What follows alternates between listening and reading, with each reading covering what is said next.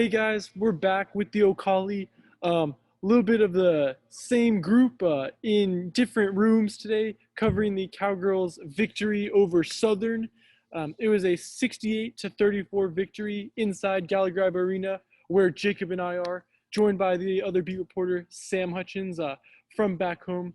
Guys, 68-34, not the prettiest game. What were your kind of first impressions of this game?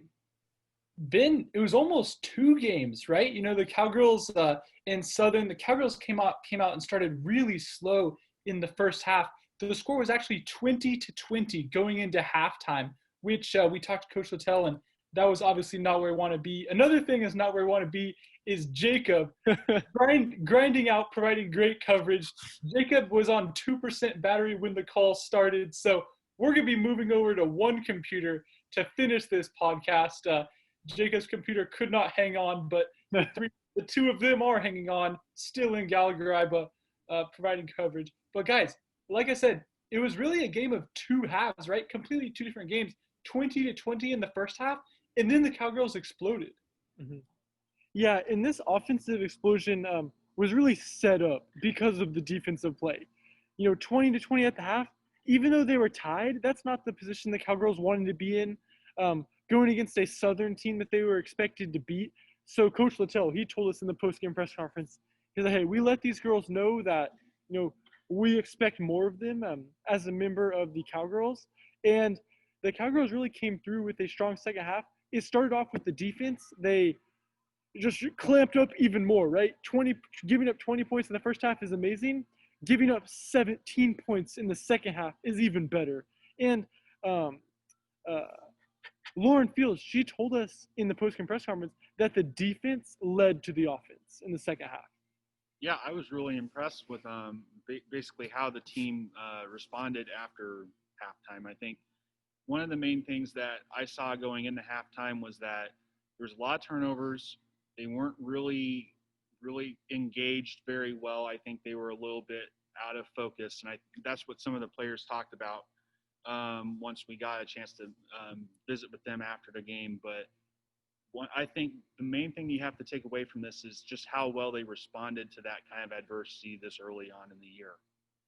Absolutely, Jacob, because as we talked about in postgame with the coach and the players, the Cowgirls, they were making a lot of bad mistakes, lazy passes. They had some, missed layups, shots that normally fall that just weren't falling.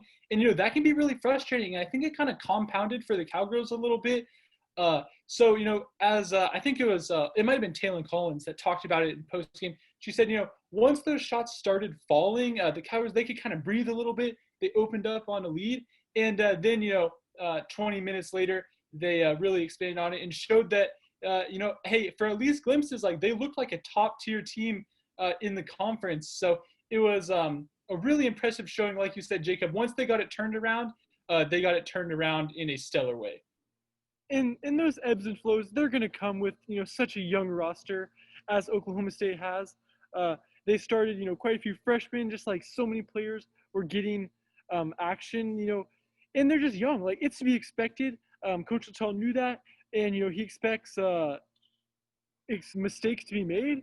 But in the future, knowing that those mistakes aren't going to happen and that this team is going to really improve, Cowgirls, they'll next be in action against Alabama on Saturday, right here in Gallagher Arena. Guys, you going to be there? It's the 3 o'clock women's game, followed shortly by like a 6 o'clock, 6:30 men's game. So it'll be a long game and a long day in Gallagher Arena for sure.